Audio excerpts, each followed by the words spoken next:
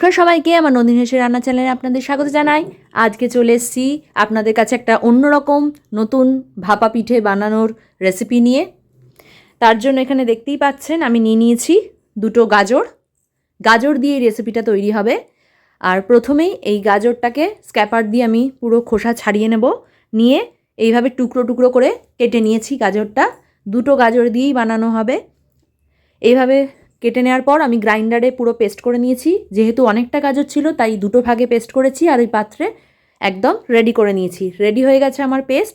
তাই frying pan বসিয়ে নিয়ে সেই শুকনো ফ্রাইং প্যানের উপরে ডিরেক্ট গাজরটা দিয়ে দিয়েছি, গাজরের পেস্ট, আর দিয়ে দিচ্ছি হাফ কাপ মতন জল। আপনারা চাইলে কিন্তু গ্রাইন্ডারে পেস্ট না করে এইভাবে ডিরেক্ট কড়াইতে যে গাজরের টুকরোগুলো রয়েছে সেগুলো দিয়ে জল দিয়ে সেদ্ধ করে নিতে পারেন, কিন্তু ওটাতে বেশি সময় লাগে। তাই আমি এভাবে বানালাম। যেই গাজরটা জলটা ফুটে এসছে তখন আমি এর মধ্যে দিয়ে দিচ্ছি ছোটো চামচের 1 চামচ নুন, দিয়ে ভালোভাবে এটাকে মিশিয়ে নিচ্ছি। নিয়ে এর মধ্যে দিয়ে দেবো মাঝারি চামচের 1 চামচ চিনি, দিয়ে নুন আর চিনি মাপটা বুঝে নিয়েছেন। ছোটো চামচের 1 চামচ নুন আর এরম মাঝারি চামচের 1 চামচ চিনি। আপনারা যদি একটু বেশি মিষ্টি পছন্দ করেন দিতে পারেন, তবে এই গাজরের যে পুরটা আমি ব্যবহার করব তাতে যেহেতু অলরেডি একটা মিষ্টি ভাব থাকে তাই বেশি মিষ্টি হয়ে যাবে। এবার এর মধ্যে দিয়ে দিচ্ছি মাঝারি চামচের 2 চামচ মতন গুঁড়ো দুধ দেওয়ার পর এটাকে ভালোভাবে মিশিয়ে নিচ্ছি।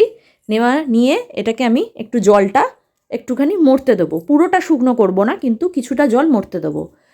জলটা যেই মরে আসবে তখন আপনারা দেখতেই পাবেন।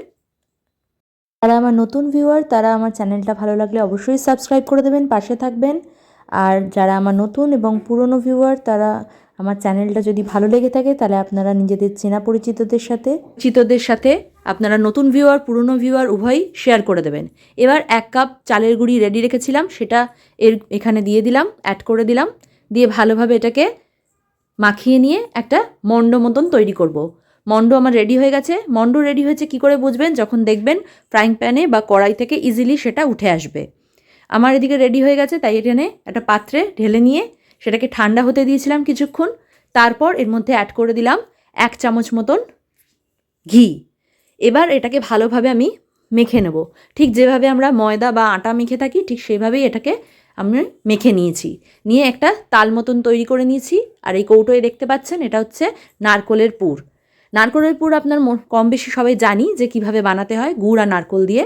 যারা জানেন না তাদের জন্য আমি বললে আমি কিন্তু নেক্সট ভিডিওতে সেটা শেয়ারও করে দিতে পারি। এবার এই তাল থেকে লেচি কেটে নিয়ে এবার এর মধ্যে একটা পকেট করে নিচ্ছি। দেখতেই পাচ্ছেন পকেটটা কীভাবে হয়েছে, একদম ফাটেনি, খুব স্মুথভাবে তৈরি হয়েছে।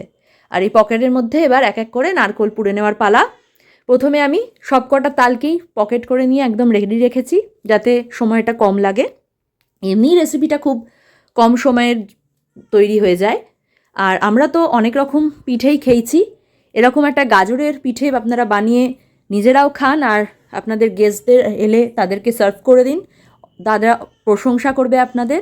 অবশ্যই দারুণ খেতে হয়, এটা দেখতেও দারুণ হয়। এইভাবে আমি পুরটা পুড়ে নিয়ে মুখটা বন্ধ করে নিয়ে এরকম একটা আবার গোল পাকিয়ে নিয়েছি, তাল পাকিয়ে নিয়েছি। নেওয়ার পর এখানে নিয়ে নিয়েছি কাঁটা চামচ, আর কাঁটা চামচের ঠিক পেছনটা দিয়ে আমি এরকম একটা শেপ দিয়ে নিচ্ছি। ভালোভাবে ভিডিওটা স্কিপ না করে পুরোটা ফলো করুন, তাহলে আপনারা বুঝতে পারবেন আমি কিভাবে বানিয়েছি।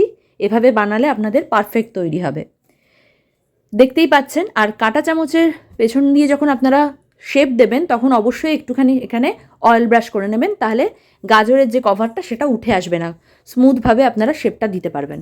শেপটা দিয়ে নেওয়ার পর মাথার কাছে একটুখানি হোল করে নিলাম, একটুখানি চিপে গর্ত মতন করে নিয়েছি দেখতেই পাচ্ছেন। সেখানে দিয়ে দিলাম লবঙ্গ একটুখানি সাজানোর জন্য। দেখুন কি সুন্দর দেখতে হয়েছে। এইভাবে কিন্তু আমি আরেকটাও আপনাদের সাথে দেখিয়ে দিচ্ছি কিভাবে বানিয়ে নিয়েছি। পুরোটা ভালোভাবে দেখতে থাকুন। ওই একইভাবে দেখতে পেলেন যে পকেটের মধ্যে পুরটা দিয়ে মুখটা বন্ধ করে নিয়েছি পিঠের মতন করে। তারপর এটাকে গোল পাকিয়ে শেপ দিয়ে নেব। এটা বেশি চাপ দেবেন না, যখন আপনারা চামচ দিয়ে শেপ দেবেন খাঁজগুলোতে তখন কিন্তু বেশি চাপ দেবেন না, তাহলে কিন্তু পুরটা বেরিয়ে আসবে। আর খুব আলতো করে করে দেবেন, তাহলে জিনিসটা ভালো হবে। আমরা অনেক রকম পিঠেই আপনাদের সাথে বানিয়ে শেয়ার করেছি। তার মধ্যে পাটিসাপটা আছে আর গোলাপ পিঠে আছে। গোলাপ পিঠেটা অসাধারণ হয়, দেখতেও অসাধারণ হয়, খেতেও অসাধারণ হয়। ওই ভিডিওটা আমি এই গাজরের পিঠের ভিডিওর যে ডেসক্রিপশান সেখানে আপনারা ফলো করবেন, ওখানে আমি লিঙ্কটা দিয়ে দেবো, গোলাপ পিঠের লিঙ্ক, সেখান থেকে আপনারা ইজিলি পেয়ে যাবেন। ওই ভিডিওটা চেক করবেন এবং বাড়িতে বানানোর চেষ্টা করবেন অবশ্যই। ওটাতেও খুব বেশি সময় লাগে না, কম সময় লাগে আর খুব ইজিও হয়। এভাবে দেখতে পাচ্ছেন দুটো আমার শেপ দেওয়া হয়ে গেছে। এইভাবে আমি সব কটা শেপ দিয়ে নেব। ঠিক আছে আমার রেডি করা। এবার এটাকে ভাপে বসানোর পালা। তার জন্য এখানে দেখতে পাচ্ছেন ফ্রাইং প্যানে জল নিয়ে নিয়েছি আর ওর মধ্যে একটা জালি থালা বসিয়ে নিয়েছি। এবার থালাটাকে একটুখানি অয়েল ব্রাশ করে নিয়েছিলাম যাতে পিঠেগুলো ইজিলি উঠে আসে। এবার অয়েল ব্রাশ করে নেওয়ার পর পিঠেগুলোকে যে রেডি করে রেখেছি শেপ দিয়ে এগুলো বসিয়ে নিচ্ছি। নিয়ে এটাকে কাঁচের একটা পাত্র দিয়ে চাপা দিয়ে দেবো। আর আগের ভিডিওতেও বলেছি, এই ভিডিওতেও বলছি, যাদের কাছে এরম জালের থালা থাকবে না তারা কিন্তু ওই যে জাল দেওয়া যে ছাঁকনিগুলো হয় একটু শক্তপোক্ত, সেই ছাঁকনিগুলো একটা পাত্রে জল নিয়ে তার মধ্যে বসিয়ে সেটাকেও একটা চাপা দিয়ে ভাপিয়ে নিতে পারেন পিঠে। সেটাতেও পারফেক্ট হয়, কোনো রকম অসুবিধে হয় না। কাঁচের চাপা দিয়ে দিলাম, দিয়ে এই যে হোলটা দেখছেন এটাকে বন্ধ করে দেবো যাতে বাষ্প না বেরিয়ে যায়। এবার কিছুক্ষণ জলটা ফোটার জন্য এটাকে আমি হাই ফ্লেমে রেখেছিলাম। যখন জলটা ফুটে গেছে তখন এটাকে আমি মিডিয়াম আঁচ করে দিয়েছিলাম। দিয়ে এটাকে আমি মোট 20 থেকে 25 মিনিট হতে দিয়েছিলাম। এদিকে দেখুন 20 থেকে 25 মিনিট পর ফিরে এসেছি, রেডি হয়ে গেছে। এটাকে প্লেটে আমি সাজিয়ে নিয়েছি। এবার সার্ভ করার পালা। কী সুন্দর দেখতে হয়েছে দেখুন, খেতেও কিন্তু দারুণ হয়েছে। বাড়ির সবাই তো প্রশংসা করেছেই। আর বরের কেমন লেগেছে সেই ভিডিওটা আমি লাস্টে শেয়ার করে দিচ্ছি, দেখে নিন। আর কামড় দেওয়ার পর দেখুন ভেতরে কতটা ঠাসা পুর রয়েছে। এরকম পুরের সাথে খেতে দারুণ লাগে। চাইলে আপনারা কিন্তু এর মধ্যে তরকারির যে পুর হয় সেই পুরও দিয়ে খেতে পারেন, ভালোই লাগবে। এইভাবে বানিয়ে আপনারা খান এবং অন্যদেরও খাওয়ান। সঙ্গে থাকবেন। ধন্যবাদ।